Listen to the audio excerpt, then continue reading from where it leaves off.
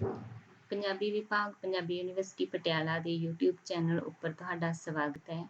ਇਹ ਵੀਡੀਓ ਮੁੱਖ ਤੌਰ 'ਤੇ ਖੋਜਾਰਥੀਆਂ ਵਾਸਤੇ ਹੈ। ਇਸ ਵੀਡੀਓ ਵਿੱਚ ਅਸੀਂ ਸਮਝਾਂਗੇ ਕਿ ਅਸੀਂ ਆਪਣੇ ਖੋਜ ਕਾਰਜ ਦੀ ਫਾਰਮੈਟਿੰਗ ਕਿਵੇਂ ਕਰਨੀ ਹੈ ਅਤੇ ਆਪਣੇ ਖੋਜ ਕਾਰਜ ਵਿੱਚ ਹਵਾਲੇ ਤੇ ਟਿੱਪਣੀਆਂ ਕਿਵੇਂ ਦਰਜ ਕਰਨੇ ਨੇ। ਇਸ ਵੀਡੀਓ ਦੇ ਵਿੱਚ ਅਸੀਂ ਇਹ ਸਮਝਾਂਗੇ ਕਿ ਅਸੀਂ ਕਿਸੇ ਮੂਲ ਕਿਤਾਬ ਦਾ ਹਵਾਲਾ, ਕਿਸੇ ਸੰਪਾਦਿਤ ਜਾਂ ਕਿਸੇ ਅਨੁਵਾਦਿਤ ਕਿਤਾਬ ਦਾ ਹਵਾਲਾ ਕਿਵੇਂ ਦੇਣਾ ਅਤੇ ਨਾਲ ਇਹ ਵੀ ਵੇਖਾਂਗੇ ਕਿ ਅਸੀਂ ਕਿਸੇ ਫਿਲਮ ਜਾਂ ਕਿਸੇ YouTube ਵੀਡੀਓ ਜਾਂ ਕਿਸੇ ਵੈੱਬਸਾਈਟ ਦਾ ਹਵਾਲਾ ਕਿਵੇਂ ਦੇਣਾ।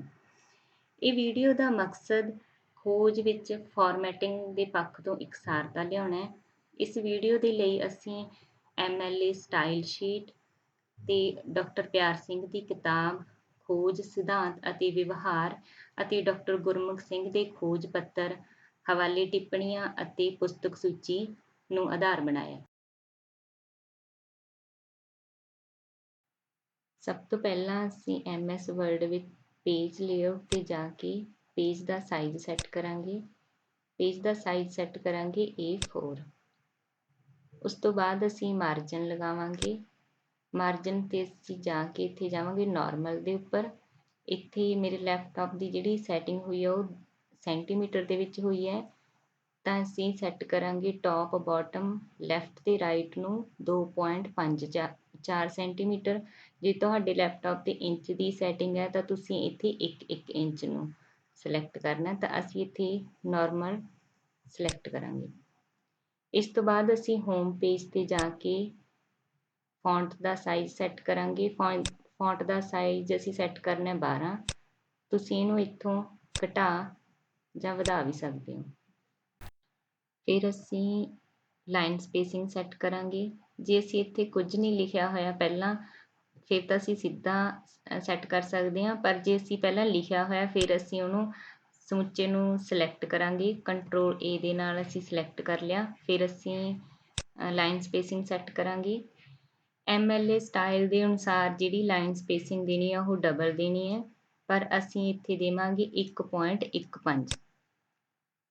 ਇੱਥੇ ਅਸੀਂ ਇੱਕ ਹੋਰ ਗੱਲ ਕਰਾਂਗੇ ਕਿ ਅਸੀਂ ਇਸ ਗਰੁੱਪ ਨੂੰ ਓਪਨ ਕਰਕੇ ਇੱਥੇ don't add space between paragraph of same style ਨੂੰ ਸਿਲੈਕਟ ਕਰ ਦਿਆਂਗੇ। ਸਿਲੈਕਟ ਕਰਨ ਤੋਂ ਬਾਅਦ ਓਕੇ ਕਰ ਦਿਆਂਗੇ। ਇਹਦੇ ਨਾਲ ਜਿਹੜੀ ਸਾਡੀ ਪੈਰਿਆਂ ਦੇ ਵਿੱਚ ਫਾਲਤੂ ਦੀ ਸਪੇਸ ਸੀਗੀ ਉਹ ਘਟ ਜਾਣੀ ਹੈ। ਇਸ ਤੋਂ ਬਾਅਦ ਅਸੀਂ ਪੰਨਾ ਨੰਬਰ ਸੈੱਟ ਕਰਾਂਗੇ। ਇਸ ਦੇ ਲਈ ਅਸੀਂ ਜਾਵਾਂਗੇ ਇਨਸਰਟ ਦੇ ਵਿੱਚ। ਇਨਸਰਟ ਤੋਂ ਬਾਅਦ ਅਸੀਂ ਪੇਜ ਨੰਬਰਿੰਗ 'ਤੇ ਜਾਵਾਂਗੇ। ਜਿਹੜਾ MLA ਸਟਾਈਲ ਹੈ ਉਹਦੇ ਅਨੁਸਾਰ ਅਸੀਂ ਪੇਜ ਦੇ ਟੌਪ ਦੇ ਉੱਪਰ ਰਾਈਟ ਸਾਈਡ ਦੇ ਉੱਪਰ ਪੇਜ ਨੰਬਰਿੰਗ ਲਿਖਣੀ ਹੈ, ਪਰ ਅਸੀਂ ਲਿਖਾਂਗੇ ਬਾਟਮ ਆਫ ਪੇਜ ਦੇ ਉੱਪਰ ਜਾਵਾਂਗੇ ਅਸੀਂ ਹੇਠਾਂ ਲਿਖਣੀ ਹੈ ਨੰਬਰਿੰਗ ਅਤੇ ਵਿਚਕਾਰ ਫਿਰ ਅਸੀਂ 2 ਨੰਬਰ ਨੂੰ ਸਿਲੈਕਟ ਕਰਾਂਗੇ। ਇਹਦੇ ਨਾਲ ਸਾਡੀ ਨੰਬਰਿੰਗ ਆਟੋਮੈਟਿਕ ਲੱਗ ਜਾਣੀ ਹੈ। ਫਿਰ ਅਸੀਂ ਕਲੋਜ਼ ਹੈਡਰ ਐਂਡ ਫੁੱਟਰ ਇਹਨੂੰ ਕਲੋਜ਼ ਕਰ ਦਿਆਂਗੇ। ਇਸ ਤੋਂ ਬਾਅਦ ਅਸੀਂ ਸਾਰੀ ਲਿਖਤ ਨੂੰ ਸਿਲੈਕਟ ਕਰਕੇ ਜਸਟੀਫਾਈ ਕਰਾਂਗੇ।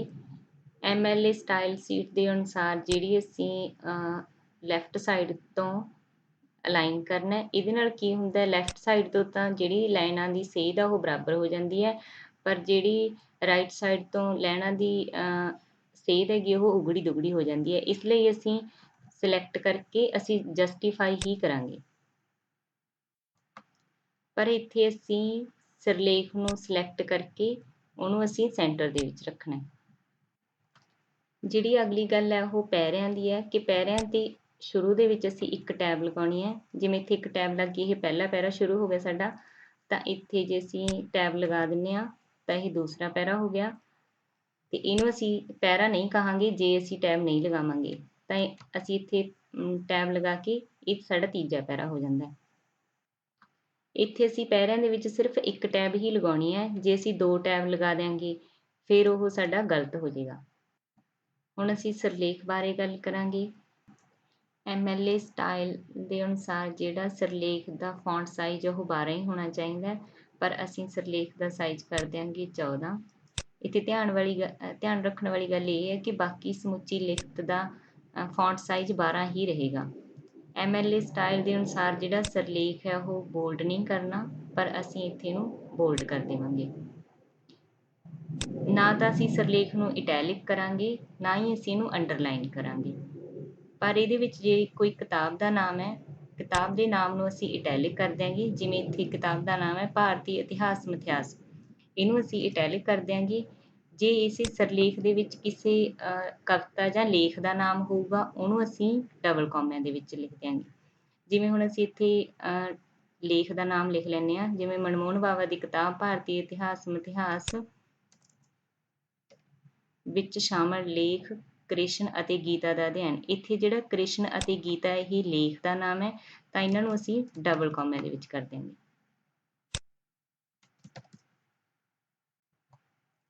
ਲਿਖਤ ਦੇ ਵਿੱਚ ਜਿਹੜੇ ਉਪ ਸਿਰਲੇਖ ਹੋਣਗੇ ਉਹਨਾਂ ਨੂੰ ਵੀ ਅਸੀਂ ਬੋਲਡ ਕਰਾਂਗੇ, ਪਰ ਉਹਨਾਂ ਦਾ ਫੌਂਟ ਸਾਈਜ਼ ਅਸੀਂ 12 ਹੀ ਰੱਖਾਂਗੇ। ਹੁਣ ਅਸੀਂ ਵੇਖਾਂਗੇ ਕਿ ਜਿਹੜੇ ਸਾਡੀ ਲਿਖਤ ਦੇ ਵਿੱਚ ਉਪ ਸਿਰਲੇਖ ਨੇ ਉਹਨਾਂ ਨੂੰ ਅਸੀਂ ਨੰਬਰਿੰਗ ਕਿਵੇਂ ਦੇਣੀ ਹੈ। ਹੁਣ ਮੰਨ ਲਓ ਇਹ ਸਾਡਾ ਸਿਰਲੇਖ ਹੈ, ਇਹਦੇ ਗਾਹਾਂ ਦੋ ਉਪ ਸਿਰਲੇਖ ਨੇ, ਇੱਕ ਮੱਧਕਾਲੀ ਪੰਜਾਬੀ ਸਾਹਿਤ, ਇੱਕ ਆਧੁਨਿਕ ਪੰਜਾਬੀ ਸਾਹਿਤ। ਇਹਨਾਂ ਨੂੰ ਅਸੀਂ ਨੰਬਰਿੰਗ ਦੇ ਰੱਖੀਏ 1 ਤੇ 2, ਠੀਕ ਹੈ। ਤੇ ਜਿਹੜਾ ਇਹ ਹੈ ਮੱਧਕਾਲੀ ਕਾਵਿ ਧਾਰਾਵਾਂ ਵਿੱਚ ਵਿਸ਼ਾ ਪੱਖ ਦਾ ਅਧਿਐਨ, ਇਹ ਪਹਿਲੇ ਉਪ ਸਿਰਲੇਖ ਦਾ ਉਪ ਸਿਰਲੇਖ ਹੈ, ਗਾਹਾਂ ਇਹਨਾਂ ਦੇ ਅੱਗੇ ਇਹ ਉਪ ਸਿਰਲੇਖ ਨੇ, ਠੀਕ ਹੈ। ਤਾਂ ਇਹਨਾਂ ਦੀ ਅਸੀਂ ਨੰਬਰਿੰਗ ਇਸ ਤਰੀਕੇ ਨਾਲ ਹੀ ਦੇਵਾਂਗੇ। ਪਹਿਲਾਂ ਜਿਵੇਂ ਅਸੀਂ ਇੱਥੇ 1 ਲਿਖ ਦਿੱਤਾ, ਫਿਰ ਅਸੀਂ ਦੂਸਰੇ ਨੂੰ 2 ਨੰਬਰਿੰਗ ਦੇਤੀ। ਫਿਰ ਅਸੀਂ ਇਹਨੂੰ ਜਿਹੜਾ ਉਪ ਸਿਰਲੇਖ ਦਾ ਉਪ ਸਿਰਲੇਖ ਹੈਗਾ ਉਹਨੂੰ ਅਸੀਂ ਨੰਬਰਿੰਗ ਦੇਵਾਂਗੇ 1.11। ਫਿਰ ਉਸ ਤੋਂ ਬਾਅਦ ਅੱਗੇ ਐਵੇਂ ਚੱਲ ਪੈਂਦੀ ਹੈ ਇਹ। ਜਿਵੇਂ ਮੈਂ ਮੱਧਕਾਲੀ ਪੰਜਾਬੀ ਸਾਹਿਤ ਦੇ ਜਿਹੜੇ ਉਪ ਸਿਰਲੇਖ ਨੇ ਅੱਗੇ ਉਹਨਾਂ ਨੂੰ ਨੰਬਰਿੰਗ ਇੱਥੇ ਪਹਿਲਾਂ ਦੇ ਰੱਖੀ ਹੈ। ਹੁਣ ਜਿਵੇਂ ਅਸੀਂ ਆਧੁਨਿਕ ਪੰਜਾਬੀ ਸਾਹਿਤ ਜਿਹੜਾ 2 ਨੰਬਰ ਵਾਲਾ ਉਪ ਸਿਰਲੇਖ ਹੈ ਉਹਦੇ ਅੱਗੇ ਆਪਾਂ ਸਿਰਲੇਖ ਬਣਾ ਕੇ ਦੇਖਦੇ ਹਾਂ। ਜਿਵੇਂ ਇੱਥੇ ਤੁਸੀਂ ਇਹਨੂੰ ਕੱਟ ਕਰਕੇ ਲਿਖੋਗੇ 1.11, ਫਿਰ ਪੁਆਇੰਟ ਲਿਖਣਾ, ਫਿਰ ਤੁਸੀਂ ਕਲਿੱਕ ਕਰ ਦੋਗੇ ਆਟੋਮੈਟਿਕ ਨੰਬਰਿੰਗ ਦੇ ਵਿੱਚ ਕਨਵਰਟ ਹੋ ਜਾਏਗਾ। ਤਾਂ ਇੱਥੇ ਅਸੀਂ ਲਿਖ ਦਿਆਂਗੇ ਆਧੁਨਿਕ ਪੰਜਾਬੀ ਸਾਹਿਤ,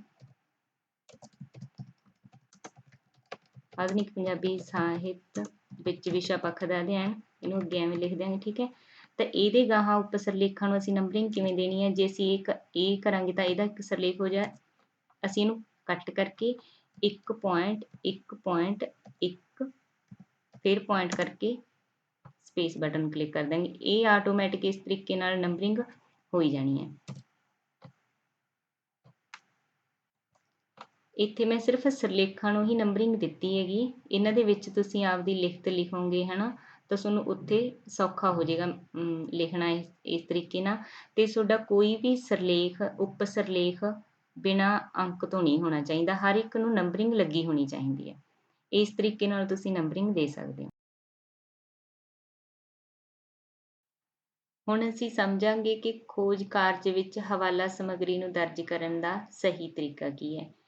ਜਿਵੇਂ ਇਹ ਸਾਡੇ ਕੋਲੇ ਸਾਡੀ ਹਵਾਲਾ ਸਮੱਗਰੀ ਹੈ, ਜੇ ਲੇਖਕ ਦੇ ਕਥਨ ਨੂੰ ਅਸੀਂ ਥੋੜਾ ਬਦਲ ਕੇ ਜਾਂ ਉਹਦਾ ਸਿਰਫ ਭਾਵ ਅਰਥ ਦੇ ਰਹੇ ਹਾਂ, ਫਿਰ ਅਸੀਂ ਇਹਨੂੰ ਸਿੰਗਲ ਕੌਮਿਆਂ ਵਿੱਚ ਰੱਖਾਂਗੇ। ਜੇ ਅਸੀਂ ਲਿਖਤ ਨੂੰ ਐਜ ਇਟ ਲੇਖਕ ਦੇ ਸ਼ਬਦਾਂ ਵਿੱਚ ਹੀ ਲਿਖ ਰਹੇ ਹਾਂ, ਭਾਵ ਉਹਦਾ ਕੋਈ ਵਾਕ ਬਣਤਰ ਦੇ ਵਿੱਚ ਅਸੀਂ ਕੋਈ ਫੇਰ ਬਦਲ ਨਹੀਂ ਕਰ ਰਹੇ, ਫਿਰ ਅਸੀਂ ਇਹਨੂੰ ਡਬਲ ਕੌਮਿਆਂ ਦੇ ਵਿੱਚ ਦੇਵਾਂਗੇ। ਅਸੀਂ ਉੱਥੇ ਹੀ ਡਬਲ ਕੌਮਿਆਂ ਦੇ ਵਿੱਚ ਦੇਵਾਂਗੇ ਜਿੱਥੇ ਉਹ ਮੂਲ ਲਿਖਤ ਦੇ ਨਾਲ ਬਿਲਕੁਲ ਮਿਲਦੀ ਜੁਲਦੀ ਹੈ, ਉਹਦੇ ਵਿੱਚ ਕੋਈ ਵੀ ਫੇਰ ਬਦਲ ਨਹੀਂ ਕੀਤਾ ਗਿਆ। ਇੱਥੇ ਦੂਸਰੀ ਧਿਆਨ ਰੱਖਣ ਵਾਲੀ ਗੱਲ ਇਹ ਹੈ ਕਿ ਜੇ ਸਾਡੀ ਹਵਾਲਾ ਸਮੱਗਰੀ ਸਿਰਫ 2 ਜਾਂ 3 ਵਾਕਾਂ ਦੀ ਹੈ, ਤਾਂ ਅਸੀਂ ਉਹਨੂੰ ਉੱਥੇ ਹੀ ਚਲਦੀ ਲਿਖਤ ਦੇ ਵਿੱਚ ਹੀ ਡਬਲ ਕੌਮਿਆਂ ਦੇ ਵਿੱਚ ਦੇਵਾਂਗੇ। ਜਿਵੇਂ ਅਸੀਂ ਇੱਥੇ ਇਹਨੂੰ ਡਬਲ ਕੌਮਿਆਂ ਦੇ ਵਿੱਚ ਲਿਖ ਦਿਆਂਗੇ ਸਿਰਫ ਜੇ ਸਾਡੇ ਇਹ 2 ਜਾਂ 3 ਵਾਕ ਨੇ। ਤੇ ਜੇ ਸਾਡੀ ਸਮੱਗਰੀ 2 ਜਾਂ 3 ਵਾਕਾਂ ਤੋਂ ਵੱਧ ਹੈਗੀ, ਫਿਰ ਅਸੀਂ ਉਹਨੂੰ ਅਲੱਗ ਕੱਢ ਕੇ ਲਿਖਾਂਗੇ। ਜਿਵੇਂ ਮੰਨ ਲਓ ਕਿ ਇਹ ਸਾਡਾ ਹਵਾਲਾ ਹੈ, ਤਾਂ ਇਹਨੂੰ ਅਸੀਂ ਅਲੱਗ ਕੱਢ ਲਾਂਗੇ ਮੂਲ ਲਿਖਤ ਤੋਂ, ਠੀਕ ਹੈ। ਤੇ ਅਸੀਂ ਇਹਨੂੰ ਇੱਕ ਟੈਬ ਤੇ ਰੱਖ ਦਿਆਂਗੇ। ਇਹ ਸਾਡਾ ਹਵਾਲਾ ਹੈ, ਅਸੀਂ ਇਹਨੂੰ ਸਿਰਫ ਇੱਕ ਟੈਬ ਹੀ ਨਹੀਂ ਲਗਾਉਣੀ, ਪਹਿਲੀ ਲਾਈਨ ਤੇ ਇੱਕ ਟੈਬ ਲਗਾ ਦੇਂਗੇ, ਫਿਰ ਅਸੀਂ ਦੂਸਰੀ ਲਾਈਨ ਦੇ ਉੱਪਰ ਜਾ ਕੇ ਇੱਕ ਟੈਬ ਲਗਾ ਦਾਂਗੇ। ਇਹਦੇ ਨਾਲ ਆਟੋਮੈਟਿਕ ਜਿਹੜੀਆਂ ਅਗਲੀਆਂ ਲਾਈਨਾਂ ਨੇ ਨਾ, ਉਹਨਾਂ ਦੇ ਵੀ ਅੱਗੇ ਇੱਕ ਟੈਬ ਹੋ ਜਾਏਗੀ। ਇਹ ਸਾਡਾ ਹਵਾਲਾ ਬਾਹਰ ਨਿਕਲ ਜਾਂਦਾ ਹੈ ਮੂਲ ਲਿਖਤ ਤੋਂ। ਇੱਥੇ ਇੱਕ ਇਹ ਗੱਲ ਹੈ ਧਿਆਨ ਰੱਖਣ ਵਾਲੀ ਕਿ ਇਹਨੂੰ ਅਸੀਂ ਡਬਲ ਕੌਮਿਆਂ ਦੇ ਵਿੱਚ ਨਹੀਂ ਦੇਣਾ, ਇਹਨੂੰ ਅਸੀਂ ਐਵੇਂ ਹੀ ਰੱਖਣਾ, ਨਾ ਅਸੀਂ ਇਹਨਾਂ ਨੂੰ ਸਿੰਗਲ ਕੌਮਿਆਂ 'ਚ ਦੇਣਾ, ਨਾ ਅਸੀਂ ਇਹਨੂੰ ਡਬਲ ਕੌਮਿਆਂ ਦੇ ਵਿੱਚ ਦੇਣਾ। ਇੱਥੇ ਇੱਕ ਧਿਆਨ ਰੱਖਣ ਵਾਲੀ ਗੱਲ ਇਹ ਹੈ ਕਿ ਅਸੀਂ ਹਵਾਲੇ ਤੋਂ ਬਾਅਦ ਨਵਾਂ ਪੈਰਾ ਸ਼ੁਰੂ ਨਹੀਂ ਕਰਨਾ। ਜਿਵੇਂ ਇੱਥੇ ਪੈਰਾ ਇਹ, ਜੇ ਅਸੀਂ ਇੱਥੇ ਨਾ ਉਹ ਕਰੀਏ, ਟੈਬ ਲਗਾਈਏ ਤਾਂ ਇਹ ਨਵਾਂ ਪੈਰਾ ਹੋ ਗਿਆ। ਜੇ ਅਸੀਂ ਟੈਬ ਹਟਾ ਦਈਏ ਫਿਰ ਇਹ ਜਿਹੜਾ ਪਿਛਲਾ ਪੈਰਾ ਹੀ ਉਹਦਾ ਹੀ ਭਾਗ ਹੈ ਇਹ।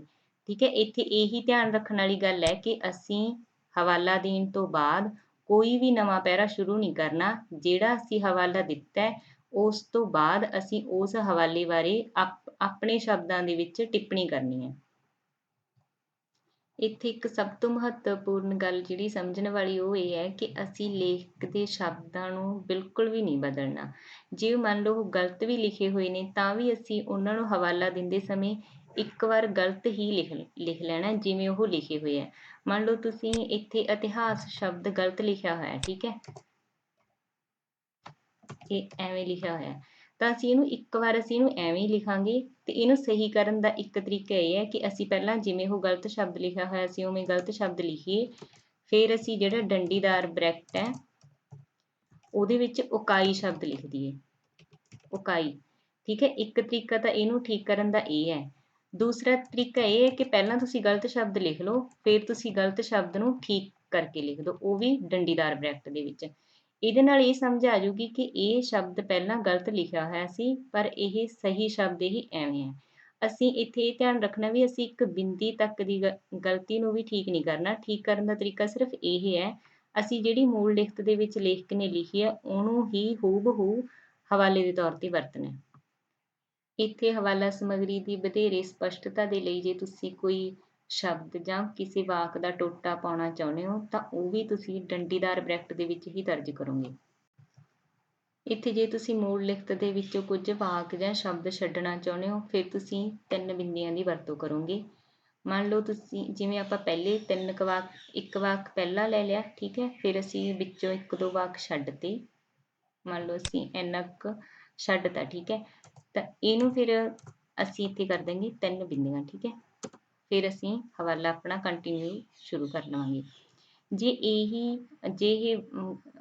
ਇਹਦੀ ਥਾਂ ਤੇ ਕਵਿਤਾ ਦਾ ਕੋਈ ਟੁਕੜਾ ਹੈ ਜਾਂ ਕਿਸੇ ਵੀ ਕਾਵ ਰੂਪ ਦਾ ਕੋਈ ਟੁਕੜਾ ਹੈ ਤੇ ਜੇ ਅਸੀਂ ਉਹਦੀਆਂ ਕੁਝ ਕੁ ਸਤਰਾਂ ਨੂੰ ਛੱਡਣਾ ਚਾਹੁੰਦੇ ਹਾਂ, ਜਿਵੇਂ ਮੰਨ ਲਓ ਇਹ ਸਾਡੇ ਕੋਲੇ ਕਾਵ ਸਤਰਾਂ ਨੇ ਤੇ ਅਸੀਂ ਇਹਨਾਂ ਦੀਆਂ ਵਿਚਲੀਆਂ 2-4 ਸਤਰਾਂ ਨੂੰ ਨਹੀਂ ਦਰਜ ਕਰਨਾ, ਤਾਂ ਉਹਨਾਂ ਨੂੰ ਕੱਟ ਕੇ ਅਸੀਂ ਉਹਦੀ ਥਾਂ ਦੇ ਉੱਪਰ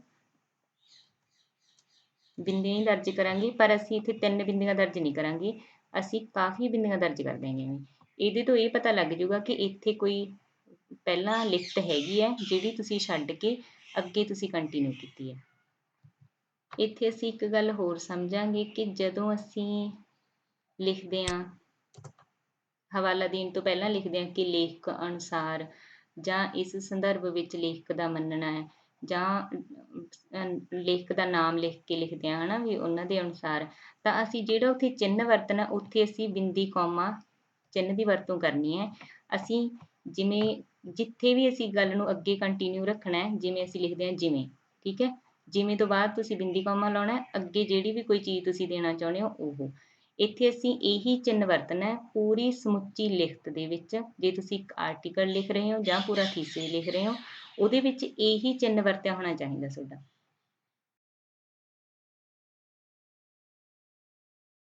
ਹੁਣ ਅਸੀਂ ਇਹ ਵੇਖਦੇ ਹਾਂ ਕਿ ਜਿਹੜੀਆਂ ਗੈਰ ਪੰਜਾਬੀ ਭਾਸ਼ਾਵਾਂ ਨੇ ਜਿਵੇਂ ਅੰਗਰੇਜ਼ੀ, ਹਿੰਦੀ ਜਾਂ ਉਰਦੂ, ਵੀ ਇਹਨਾਂ ਦੀਆਂ ਲਿਖਤਾਂ ਦੀ ਸਮੱਗਰੀ ਨੂੰ ਅਸੀਂ ਹਵਾਲੇ ਵਜੋਂ ਕਿਵੇਂ ਦਰਜ ਕਰਾਂਗੇ।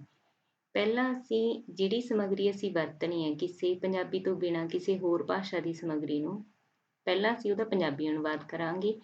ਪੰਜਾਬੀ ਅਨੁਵਾਦ ਕਰਕੇ ਅਸੀਂ ਆਪਦੀ ਲਿਖਤ ਦੇ ਵਿੱਚ ਦੇਵਾਂਗੇ ਤੇ ਜਿਹੜੀ ਉਹਦੀ ਮੂਲ ਲਿਖਤ ਦੇ ਵਿੱਚੋਂ ਜਿੱਥੋਂ ਅਸੀਂ ਅਨੁਵਾਦ ਕੀਤਾ ਉਹਨੂੰ ਅਸੀਂ ਫੁੱਟਨੋਟ ਜਾਂ ਐਂਡ ਨੋਟ ਦਿੰਦੇ ਸਮੇਂ ਦਰਜ ਕਰਾਂਗੇ।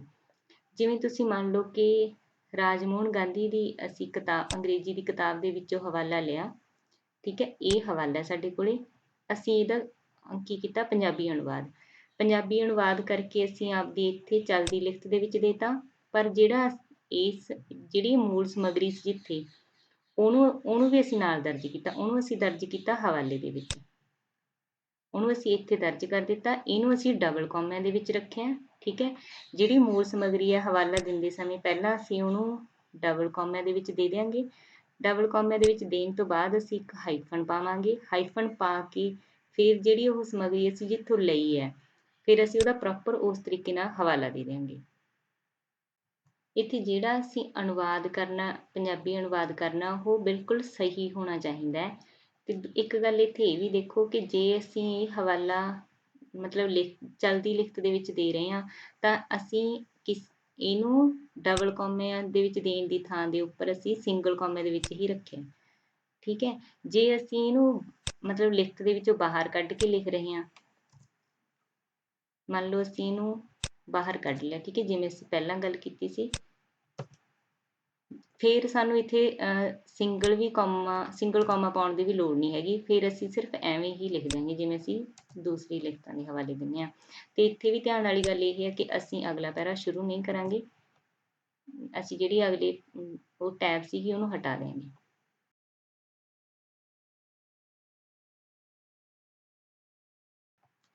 ਹੁਣ ਅਸੀਂ ਸਮਝਦੇ ਹਾਂ ਕਿ ਪੈਰ ਟਿੱਪਣੀਆਂ, ਜਿਹਨੂੰ ਅਸੀਂ ਫੁੱਟਨੋਟ ਵੀ ਕਹਿ ਲੈਂਦੇ ਹਾਂ, ਉਹਨਾਂ ਨੂੰ ਅਸੀਂ ਕਿਵੇਂ ਲਗਾਉਣਾ ਹੈ। ਅਸੀਂ ਆਪਦੀ ਲਿਖਤ ਦੇ ਵਿੱਚ ਫੁੱਟਨੋਟ ਜਾਂ ਐਂਡ ਨੋਟ ਲਗਾ ਸਕਦੇ ਹਾਂ। ਜਿਹੜੇ ਫੁੱਟਨੋਟ ਹੁੰਦੇ ਨੇ ਉਹ ਹਰ ਪੰਨੇ ਦੇ ਅਖੀਰ ਵਿੱਚ ਆਉਂਦੇ ਨੇ, ਤੇ ਜਿਹੜੇ ਐਂਡ ਨੋਟ ਹੁੰਦੇ ਨੇ ਉਹ ਸਮੁੱਚੀ ਲਿਖਤ ਦੇ ਅਖੀਰਲੇ ਪੰਨੇ 'ਤੇ ਆਉਂਦੇ ਨੇ। ਪਰ ਜਿਹੜਾ ਵਧੇਰੇ ਸਹੀ ਤਰੀਕਾ ਹੈ ਉਹ ਫੁੱਟਨੋਟ ਦੇਣ ਦਾ ਮੰਨਿਆ ਜਾਂਦਾ ਹੈ। ਇੱਥੇ ਅਸੀਂ ਸਮਝਦੇ ਹਾਂ ਕਿ ਅਸੀਂ ਫੁੱਟਨੋਟ ਕਿਵੇਂ ਲਿਖਾਂਗੇ। ਮੰਨ ਲਓ ਅਸੀਂ ਇੱਥੇ ਪਹਿਲਾ ਹਵਾਲਾ ਦੇਣਾ ਹੈ, ਇੱਥੇ ਅਸੀਂ ਆਪਦਾ ਕਰਸਰ ਲੈ ਕੇ ਆਵਾਂਗੇ ਤੇ ਅਸੀਂ ਕਲਿੱਕ ਕਰਾਂਗੇ Alt Control F, ਠੀਕ ਹੈ। ਇੱਥੇ ਆਟੋਮੈਟਿਕ ਸਾਡਾ ਹਵਾਲਾ ਨੀਚੇ ਆ ਜਾਏਗਾ। ਇੱਥੇ ਅਸੀਂ ਹਵਾਲਾ ਲਿਖ ਦਿਆਂਗੇ। ਫਿਰ ਮੰਨ ਲਓ ਇੱਥੇ ਅੱਗੇ ਅਸੀਂ ਇਹਨਾਂ ਦੀ ਗੱਲ ਕਰਾਂਗੇ ਹਵਾਲਾ ਕਿਵੇਂ ਲਿਖਣਾ। ਮੰਨ ਲਓ ਅਸੀਂ ਇੱਥੇ ਆਪਦਾ ਹਵਾਲਾ ਲਿਖ ਦਿੱਤਾ, ਠੀਕ ਹੈ। ਫਿਰ ਅਸੀਂ ਦੂਸਰਾ ਹਵਾਲਾ ਪਾਉਣਾ ਇੱਥੇ ਵੀ ਅਸੀਂ ਉਵੇਂ ਕਰਾਂਗੇ Alt Control F, ਇੱਥੇ ਸਾਡਾ ਦੂਸਰਾ ਹਵਾਲਾ ਸ਼ੁਰੂ ਹੋ ਗਿਆ। ਹੁਣ ਮੰਨ ਲਓ ਕਿ ਸਾਨੂੰ ਧਿਆਨ ਆਇਆ ਕਿ ਅਸੀਂ ਇੱਕ ਇਹਨਾਂ ਦੇ ਉੱਪਰ ਹਵਾਲਾ ਐਡ ਕਰਨਾ ਸੀ। ਮੰਨ ਲਓ ਇੱਥੇ ਕਿਤੇ ਵੀ, ਠੀਕ ਹੈ, ਇੱਥੇ ਅਸੀਂ ਹਵਾਲਾ ਐਡ ਕਰਨਾ, ਤਾਂ ਜੇ ਅਸੀਂ ਮੈਨੂਅਲ ਕਰਾਂਗੇ ਫਿਰ ਤਾਂ ਸਾਨੂੰ ਕਿੰਨਾ ਕੰਮ ਅੱਗੇ ਕਰਨਾ ਪਏਗਾ ਕਿ ਸਾਨੂੰ ਪਿਛਲੇ ਜਿਹੜੇ ਹਵਾਲੇ ਨੇ ਸਾਰੇ ਉਹ ਬਦਲਣੇ ਪੈਣਗੇ, ਉਹਨਾਂ ਦੀ ਨੰਬਰਿੰਗ ਬਦਲਣੀ ਪਵੇਗੀ। ਪਰ ਇੱਥੇ ਬਹੁਤ ਸੌਖੇ ਤਰੀਕੇ ਨਾਲ ਹੋ ਜਾਣਾ ਇਹ, ਜਿਵੇਂ Alt Control F, ਇਹ ਜਿਹੜਾ ਪਹਿਲਾ ਹਵਾਲਾ ਸੀਗਾ ਉਹ ਦੂਸਰਾ ਬਣ ਗਿਆ ਇੱਥੇ, ਤੇ ਜਿਹੜਾ ਦੂਸਰਾ ਹਵਾਲਾ ਸੀ ਉਹ ਆਪਣੇ ਆਪ ਤੀਜੇ ਹਵਾਲੇ ਤੇ ਆ ਗਿਆ, ਠੀਕ ਹੈ। ਇੱਥੇ ਅਸੀਂ ਸਮਝਾਂਗੇ ਕਿ ਮੂਲ ਲਿਖਤ ਦਾ ਹਵਾਲਾ ਦੇਣ ਦੀ ਵਿਧੀ ਕੀ ਹੈ। ਇੱਥੇ ਅਸੀਂ ਪਹਿਲਾਂ ਲਿਖਾਂਗੇ ਲੇਖਕ ਦਾ ਨਾਮ, ਫਿਰ ਕਿਤਾਬ ਦਾ ਨਾਮ, ਫਿਰ ਪ੍ਰਕਾਸ਼ਕ, ਫਿਰ ਪ੍ਰਕਾਸ਼ਨ ਸਥਾਨ, ਫਿਰ ਸੰਸਕਰਨ, ਫਿਰ ਸਾਲ, ਫਿਰ ਪੰਨਾ ਨੰਬਰ। ਇੱਥੇ ਅਸੀਂ ਜਿਹੜਾ ਲੇਖਕ ਦਾ ਨਾਮ ਲਿਖਿਆ ਉਹਦੇ ਵਿੱਚ ਉਪਨਾਮ ਜਾਂ ਤਖੱਲਸ ਨਾਮ ਤੋਂ ਬਾਅਦ ਆਵੇਗਾ, ਤੇ ਇੱਥੇ ਕੋਈ ਵੀ ਆਦਰ ਸੂਚਕ ਸ਼ਬਦ ਹੋਵੇ ਬੇਸ਼ੱਕ, ਜਾਂ ਕੋਈ ਡਾਕਟਰ ਜਾਂ ਪ੍ਰੋਫੈਸਰ, ਇਹ ਸ਼ਬਦ ਅਸੀਂ ਨਹੀਂ ਲਿਖਾਂਗੇ ਜੇ ਕਿਤਾਬ ਦੇ ਉੱਪਰ ਨਹੀਂ ਲਿਖੇ ਹੋਏ। ਜਿਵੇਂ ਕਿਤਾਬ ਦੇ ਉੱਪਰ ਨਾਮ ਲਿਖਿਆ ਹੋਇਆ ਅਸੀਂ ਉਵੇਂ ਹੀ ਇੱਥੇ ਲਿਖਾਂਗੇ। ਤੇ ਜਿਹੜਾ ਇੱਥੇ ਹੈ ਕਿਤਾਬ ਦਾ ਨਾਮ, ਇਹਨੂੰ ਅਸੀਂ ਇਟੈਲਿਕ ਕੀਤਾ ਹੋਇਆ, ਤੇ ਇਹ ਕੰਟੇਨਰ ਹੈ, ਭਾਵ ਜਿੱਥੇ ਸਾਡਾ ਸਰੋਤ ਲੋਕੇਟ ਕਰਦਾ ਹੈ। ਕੰਟੇਨਰ ਦੇ ਵਿੱਚ ਕਿਹੜੀਆਂ ਚੀਜ਼ਾਂ ਆ ਜਾਂਦੀਆਂ ਨੇ, ਜਿਵੇਂ ਸੰਪਾਦਿਤ ਕਿਤਾਬ ਹੋ ਗਈ, ਮੈਗਜ਼ੀਨ, ਕੋਸ਼, ਵਿਸ਼ਵਕੋਸ਼, ਅਖਬਾਰ, ਵੈਬਸਾਈਟ ਜਾਂ ਐਪ, ਠੀਕ ਹੈ। ਜਿਹੜਾ ਸਰੋਤ ਹੈ, ਜਿਵੇਂ ਸਾਡਾ ਕੋਈ ਲੇਖ ਹੈ ਜਾਂ ਕਵਿਤਾ ਜਾਂ ਕੋਈ ਵੀਡੀਓ ਹੈ, ਜੇ ਉਹਦਾ ਨਾਮ ਹੈ ਫਿਰ ਅਸੀਂ ਉਹਨੂੰ ਡਬਲ ਕੌਮਿਆਂ ਦੇ ਵਿੱਚ ਦੇਵਾਂਗੇ। ਅਸੀਂ ਸਰੋਤ ਨੂੰ ਡਬਲ ਕੌਮਿਆਂ ਦੇ ਵਿੱਚ ਦੇਵਾਂਗੇ ਤੇ ਕੰਟੇਨਰ ਨੂੰ ਇਟੈਲਿਕ ਕਰਾਂਗੇ। ਹੁਣ ਮੰਨ ਲਓ ਕਿ ਜਿਹੜਾ ਦੂਸਰਾ ਹਵਾਲਾ ਹੈ ਉਹ ਵੀ ਇਸੇ ਹੀ ਕਿਤਾਬ ਦੇ ਵਿੱਚੋਂ ਹੈ, ਫਿਰ ਅਸੀਂ ਇੱਥੇ ਲਿਖ ਦਿਆਂਗੇ ਉਹੀ, ਦੂਜੇ ਹਵਾਲੇ ਦੇ ਵਿੱਚ ਅਸੀਂ ਉਹੀ ਸ਼ਬਦ ਲਿਖ ਕੇ ਕੌਮਾ ਪਾ ਕੇ ਫਿਰ ਪੰਨਾ ਲਿਖ ਦਿਆਂਗੇ। ਜੇ ਪੰਨਾ ਵੱਖਰੇ ਪੰਨੇ ਤੋਂ ਅਸੀਂ ਸਮੱਗਰੀ ਲਈ ਹੈ, ਮੰਨ ਲਓ ਅਸੀਂ ਵੱਖਰੇ ਪੰਨੇ ਤੋਂ ਲਈ ਹੈ ਤਾਂ ਅਸੀਂ ਲਿਖਤਾ ਇੱਥੇ 35, ਠੀਕ ਹੈ। ਜੇ ਹੁਣ ਤੀਜਾ ਹਵਾਲਾ ਕਿਸੇ ਹੋਰ ਕਿਤਾਬ ਦੇ ਵਿੱਚੋਂ ਲਿਆ, ਮੰਨ ਲਓ ਇਹ ਅਸੀਂ ਕਿਸੇ ਹੋਰ ਕਿਤਾਬ ਦਾ ਹਵਾਲਾ ਐਡ ਕੀਤਾ। ਹੁਣ ਇੱਥੇ ਮੰਨ ਲਓ ਸਾਡਾ ਤੀਜਾ ਹਵਾਲਾ ਰਵਿੰਦਰ ਸਿੰਘ ਰਵੀ ਦੀ ਕਿਤਾਬ ਦੇ ਵਿੱਚੋਂ ਹੈ, ਠੀਕ ਹੈ। ਤੇ ਹੁਣ ਚੌਥਾ ਹਵਾਲਾ ਸਾਡਾ ਉਹ ਜਿਹੜਾ ਸਾਡਾ ਪਹਿਲਾ ਹਵਾਲਾ ਸੀ ਉਸੇ ਹੀ ਕਿਤਾਬ ਦੇ ਵਿੱਚੋਂ ਸਾਡਾ ਚੌਥਾ ਹਵਾਲਾ। ਤਾਂ ਇਹਦੀ ਵਿਧੀ ਕੀ ਹੋਵੇਗੀ, ਪਹਿਲਾਂ ਅਸੀਂ ਇੱਥੇ ਲੇਖਕ ਦਾ ਨਾਮ ਲਿਖ ਦਿਆਂਗੇ,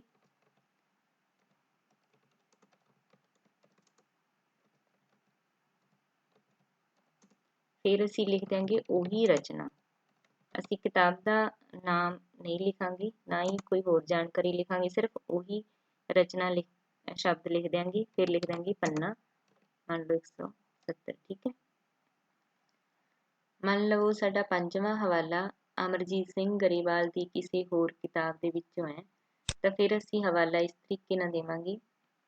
ਅਸੀਂ ਲਿਖਾਂਗੇ ਉਹੀ ਲੇਖਕ, ਫਿਰ ਕਿਤਾਬ ਦਾ ਨਾਮ, ਜਿਹੜੀ ਪਹਿਲੀ ਕਿਤਾਬ ਤੋਂ ਵੱਖਰੀ ਕਿਤਾਬ ਹੈ ਇਹਨੂੰ ਅਸੀਂ ਇਟੈਲਿਕ ਕਰਾਂਗੇ, ਫਿਰ ਪ੍ਰਕਾਸ਼ਕ ਲਿਖਾਂਗੇ, ਫਿਰ ਪ੍ਰਕਾਸ਼ਨ ਸਥਾਨ, ਫਿਰ ਸਾਲ ਲਿਖਾਂਗੇ, ਫਿਰ ਲਿਖਾਂਗੇ ਪੰਨਾ। ਇੱਕ ਅਸੀਂ ਇੱਥੇ ਗੱਲ ਸਮਝਦੇ ਹਾਂ ਕਿ ਜਿੱਥੇ ਅਸੀਂ ਉਹੀ ਲਿਖਿਆ, ਠੀਕ ਹੈ, ਜੇ ਪੰਜਾਬੀ ਦੀ ਕਿਤਾਬ ਦੇ ਵਿੱਚ ਹਵਾਲਾ ਦੇਣਾ ਹੈ ਫਿਰ ਅਸੀਂ ਉਹੀ ਸ਼ਬਦ ਲਿਖਦੇ ਹਾਂ। ਜੇਕਰ ਸਾਡਾ ਮੰਨ ਲਓ ਪਹਿਲਾ ਹਵਾਲਾ ਕਿਸੇ ਅੰਗਰੇਜ਼ੀ ਦੀ ਕਿਤਾਬ ਦੇ ਵਿੱਚੋਂ ਹੋਵੇ, ਫਿਰ ਅਸੀਂ ਇੱਥੇ ਏਬਡ ਸ਼ਬਦ ਲਿਖਦੇ ਹਾਂ। ਅਸੀਂ ਲਿਖਦੇ ਹਾਂ ID, ਫਿਰ ਕੌਮਾ ਪਾ ਕੇ, ਫਿਰ P ਪਾ ਕੇ ਅਸੀਂ ਪੰਨਾ ਨੰਬਰ ਲਿਖ ਦਿੰਦੇ ਹਾਂ। ਅਸੀਂ ਇਹ ਉਦੋਂ ਹੀ ਲਿਖਦੇ ਹਾਂ ਜਦੋਂ ਸਾਡਾ ਉੱਪਰਲਾ ਹਵਾਲਾ ਅੰਗਰੇਜ਼ੀ ਦੇ ਵਿੱਚ ਲਿਖਿਆ ਹੋਵੇ। ਜੇਕਰ ਕਿਸੇ ਕਿਤਾਬ ਦੇ ਜਾਂ ਰਚਨਾ ਦੇ ਇੱਕ ਤੋਂ ਵਧੇਰੇ ਲੇਖਕ ਹੋਣ, ਫਿਰ ਅਸੀਂ ਹਵਾਲਾ ਕਿਵੇਂ ਦੇਣਾ? ਫਿਰ ਅਸੀਂ ਪਹਿਲੇ ਹਵਾਲੇ ਦੇ ਵਿੱਚ ਸਾਰੇ ਲੇਖਕਾਂ ਦਾ ਨਾਮ ਲਿਖਾਂਗੇ, ਜਿਵੇਂ ਇੱਥੇ ਅਸੀਂ ਲਿਖਿਆ ਕਿਰਪਾਲ ਸਿੰਘ ਕਸੇਲ, ਪਰਮਿੰਦਰ ਸਿੰਘ ਤੇ ਗੋਬਿੰਦ ਸਿੰਘ ਲਾਂਬਾ, ਹਨਾ, ਠੀਕ ਹੈ। ਫਿਰ ਅਸੀਂ ਦੂਸਰਾ ਹਵਾਲਾ ਦੇਣ ਲੱਗੇ ਸਿਰਫ ਮੁੱਖ ਲੇਖਕ ਦਾ ਨਾਮ ਲਿਖਾਂਗੇ,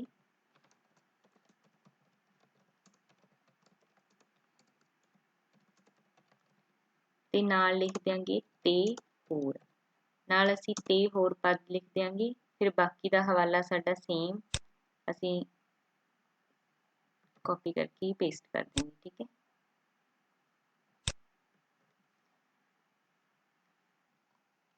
ਉਦਰਤ ਹਵਾਲਾ ਦੇਣ ਦੀ ਵਿਧੀ, ਜਦੋਂ ਅਸੀਂ ਮੂਲ ਸਰੋਤ ਦੀ ਸਮੱਗਰੀ ਮੂਲ ਸਰੋਤ ਦੀ ਥਾਂ ਕਿਸੇ ਗੌਣ ਸਰੋਤ ਤੋਂ ਪ੍ਰਾਪਤ ਕਰਦੇ ਹਾਂ ਤੇ ਮੂਲ ਸਰੋਤ ਤੱਕ ਆਪਦੀ ਪਹੁੰਚ ਨਹੀਂ ਬਣਾਉਂਦੇ, ਤਾਂ ਅਸੀਂ ਉਦਰਤ ਹਵਾਲੇ ਦੀ ਵਿਧੀ ਵਰਤਦੇ ਹਾਂ, ਠੀਕ ਹੈ। ਮੰਨ ਲਓ ਅਸੀਂ ਡਾਕਟਰ ਪਿਆਰ ਸਿੰਘ ਦੀ ਕਿਤਾਬ ਦੇ ਵਿੱਚੋਂ ਵਿਦਵਾਨ ਟਾਇਰਸ ਹਿਲਵੇ ਦੇ ਕਥਨ ਨੂੰ ਵਰਤਦੇ ਹਾਂ ਤੇ ਵਿਦਵਾਨ ਟਾਇਰਸ ਹਿਲਵੇ ਦੀ ਕਿਤਾਬ ਨੂੰ ਅਸੀਂ ਨਹੀਂ ਵਾਚਦੇ, ਫਿਰ ਅਸੀਂ ਉਦਰਤ ਹਵਾਲਾ ਦੇਵਾਂਗੇ। ਇੱਥੇ ਅਸੀਂ ਹਵਾਲਾ ਦੇਵਾਂਗੇ, ਜਿਵੇਂ ਅਸੀਂ ਪਹਿਲਾਂ ਜਿੱਥੋਂ ਜਿਹੜਾ ਮੂਲ ਸਰੋਤ ਹੈ ਅਸੀਂ ਉਹਦਾ ਹਵਾਲਾ ਦੇਵਾਂਗੇ ਸ਼ੁਰੂ ਦੇ ਵਿੱਚ, ਠੀਕ ਹੈ, ਜਿਵੇਂ ਅਸੀਂ ਇੱਥੇ ਮੂਲ ਸਰੋਤ ਦਾ ਹਵਾਲਾ ਦਿੱਤਾ।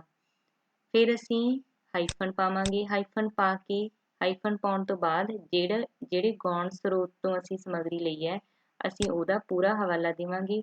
ਫਿਰ ਅਸੀਂ ਲਿਖਾਂਗੇ ਤੋਂ ਉਦਰਤ, ਠੀਕ ਹੈ, ਤੋਂ ਉਦਰਤ ਸ਼ਬਦ ਅਸੀਂ ਲਿਖ ਦਿਆਂਗੇ। ਅਨੁਵਾਦਿਤ ਕਿਤਾਬ ਦਾ ਹਵਾਲਾ ਅਸੀਂ ਇਸ ਵਿਧੀ ਨਾਲ ਦੇਵਾਂਗੇ।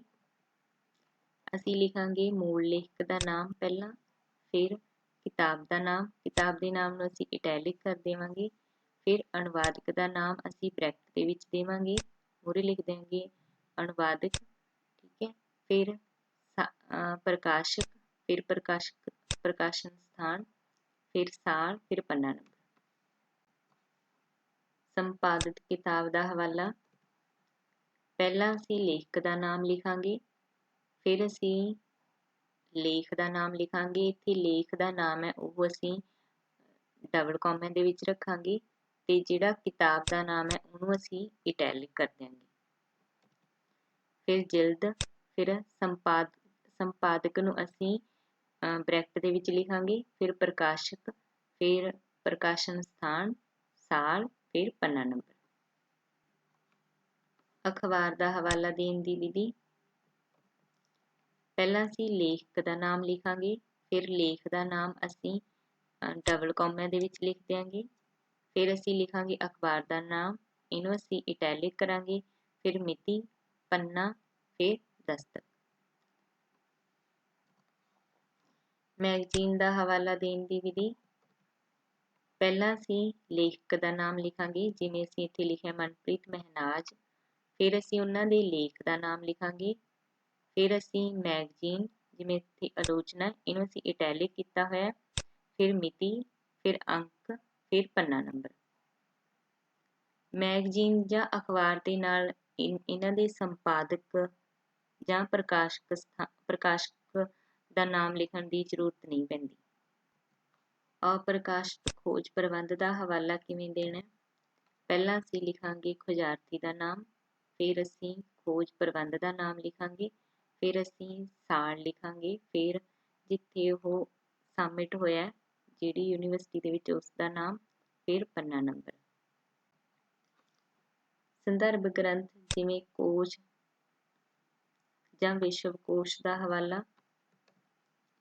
ਪਹਿਲਾਂ ਅਸੀਂ ਲਿਖਾਂਗੇ ਲੇਖਕ ਦਾ ਨਾਮ, ਫਿਰ ਅਸੀਂ ਇੰਦਰਾਜ, ਇਹਨੂੰ ਅਸੀਂ ਡਬਲ ਕਾਮੇ ਦੇ ਵਿੱਚ ਲਿਖਣਾ। ਫਿਰ ਅਸੀਂ ਵਿਸ਼ਵ ਕੋਸ਼ ਦਾ ਹਵਾਲਾ ਲਿਖਿਆ, ਇੱਥੇ ਨਾਮ ਲਿਖਿਆ, ਉਹਨੂੰ ਅਸੀਂ ਇਟੈਲਿਕ ਕਰ ਦਿੱਤਾ। ਫਿਰ ਜਿਲਦ, ਫਿਰ ਅਸੀਂ ਸਾਲ ਲਿਖ ਦੇਣਾ।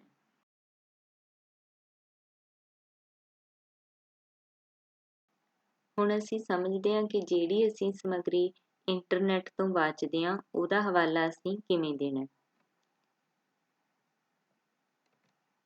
ਮੰਨ ਲਓ ਅਸੀਂ ਅੰਮ੍ਰਿਤਾ ਪ੍ਰੀਤਮ ਦੀ ਰਸੀਦੀ ਟਿਕਟ ਨੂੰ ਇੰਟਰਨੈਟ ਤੋਂ ਪੜ੍ਹਿਆ, ਤਾਂ ਅਸੀਂ ਪਹਿਲਾਂ ਕੀ ਕਰਾਂਗੇ, ਅਸੀਂ ਇਹਦਾ ਜਿਹੜਾ URL ਕੋਡ ਹੈ, ਉਹਨੂੰ ਅਸੀਂ ਕਾਪੀ ਕਰ ਲਵਾਂਗੇ। ਫਿਰ ਅਸੀਂ ਇੱਥੇ ਪਹਿਲਾਂ ਲੇਖਕ ਦਾ ਨਾਮ ਲਿਖਾਂਗੇ। ਅਸੀਂ ਲੇਖਕ ਦਾ ਨਾਮ ਲਿਖ ਕੇ ਫਿਰ ਅਸੀਂ ਕਿਤਾਬ ਦਾ ਨਾਮ ਲਿਖ ਕੇ ਕਿਤਾਬ ਨੂੰ ਇਟੈਲਿਕ ਕਰ ਦਿਆਂਗੇ। ਫਿਰ ਅਸੀਂ ਸਾਲ ਲਿਖਾਂਗੇ। ਫਿਰ ਅਸੀਂ ਜਿਹੜਾ URL ਕੋਡ ਹੈ, ਉਹਨੂੰ ਅਸੀਂ ਇੱਥੇ ਕਾਪੀ ਕਰ ਦਿਆਂਗੇ। ਅਸੀਂ ਇੱਥੇ ਜਿਹੜਾ HTTP ਜਿਹੜਾ ਟੈਗ ਹੈ, ਇਹਨੂੰ ਅਸੀਂ ਇੱਥੋਂ ਕੱਟ ਦਿਆਂਗੇ, ਠੀਕ ਹੈ। ਇਸ ਤੋਂ ਬਾਅਦ ਅਸੀਂ ਲਿਖ ਦਿਆਂਗੇ ਐਕਸੈਸਡ। ਇੱਥੇ ਅਖੀਰ ਦੇ ਵਿੱਚ ਅਸੀਂ ਸਮੱਗਰੀ ਨੂੰ ਵਾਚਣ ਦੀ ਮਿਤੀ ਲਿਖ ਦਿਆਂਗੇ। ਇਸੇ ਹੀ ਤਰੀਕੇ ਨਾਲ ਅਸੀਂ ਮੈਗਜ਼ੀਨ ਦਾ ਹਵਾਲਾ ਵੀ ਦੇ ਸਕਦੇ ਹਾਂ। ਜਿਵੇਂ ਅਸੀਂ ਮੰਨ ਲਓ ਇੱਥੇ ਸਾਂਝ ਮੈਗਜ਼ੀਨ ਇੱਥੇ ਅਸੀਂ ਪੜ੍ਹਿਆ, ਠੀਕ ਹੈ, ਇਹਦੇ ਵਿੱਚ ਅਸੀਂ ਕੋਈ ਲੇਖ ਪੜ੍ਹਿਆ, ਤਾਂ ਅਸੀਂ ਉਹਦਾ ਹਵਾਲਾ ਕਿਵੇਂ ਦੇਵਾਂਗੇ?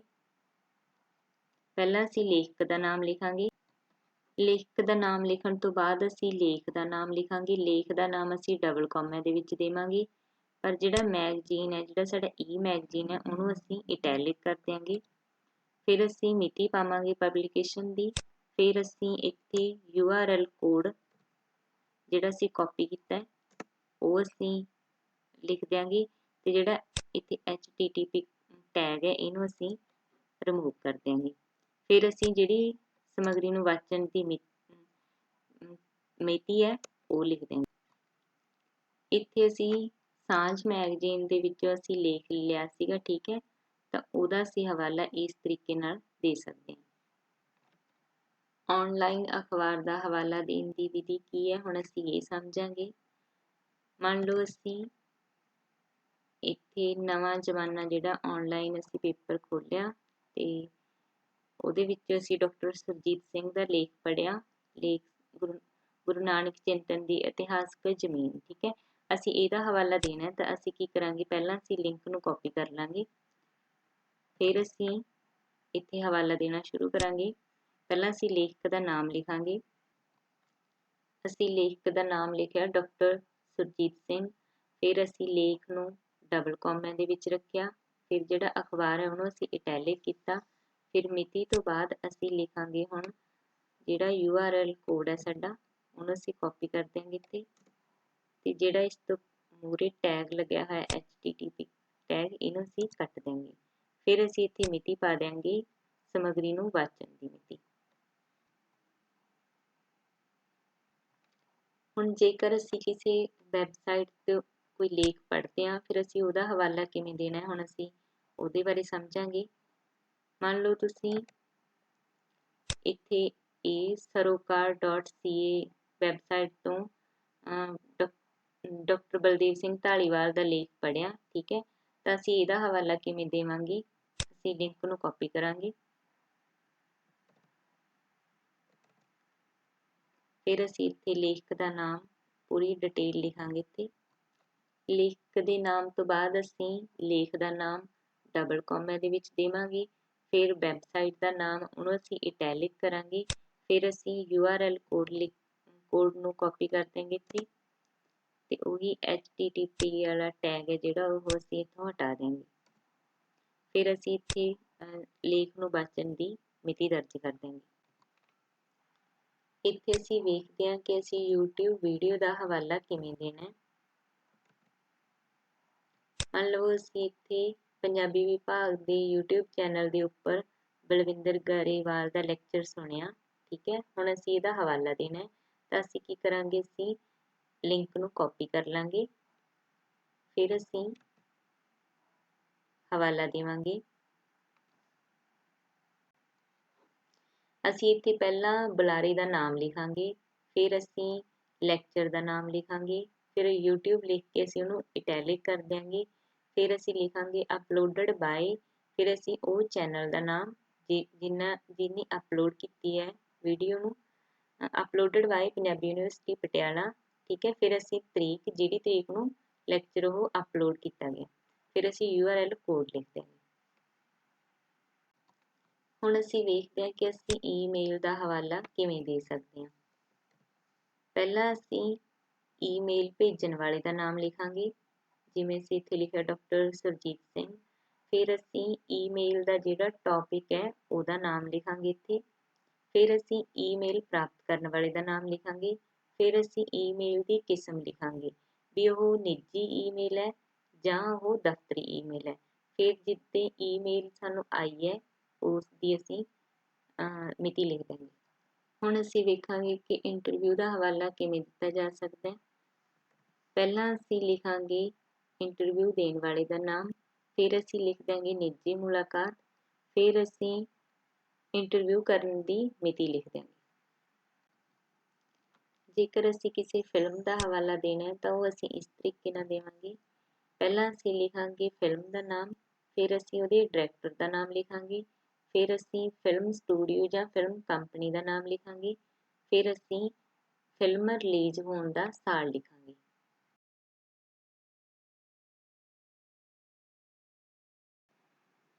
ਹੁਣ ਅਸੀਂ ਖੋਜ ਕਾਰਜ ਨਾਲ ਸੰਬੰਧਿਤ ਕੁਝ ਮਹੱਤਵਪੂਰਨ ਨੁਕਤਿਆਂ ਬਾਰੇ ਗੱਲ ਕਰਾਂਗੇ।